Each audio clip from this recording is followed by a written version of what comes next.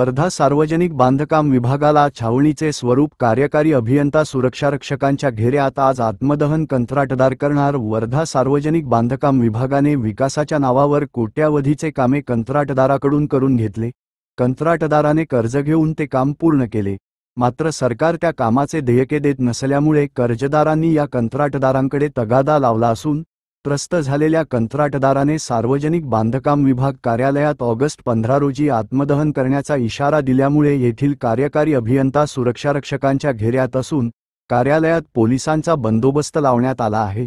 त्यामुळे सार्वजनिक बांधकाम विभागाला छावणीचे स्वरूप आल्याचे दिसून येते. कंत्राटदार बाबा जाकीर यांनी मी केलेल्या कामाचे देयके न मिळाल्यास ऑगस्ट 15 रोजी आत्मदहन करणार असल्याचे सार्वजनिक बांधकाम विभागाला कळविले आहे.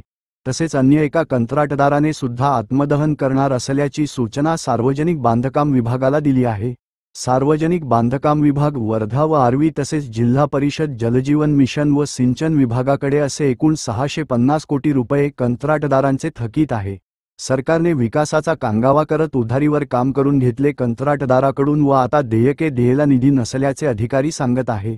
कंत्राटदारांनी कर्ज काढून विकासाचे काम पूर्ण केले, त्यामुळे आता ज्यांच्याकडून कर्ज घेतले ते कंत्राटदाराकडे चक्कर मारून कर्जाची परतफेड करण्यास सांगत आहे.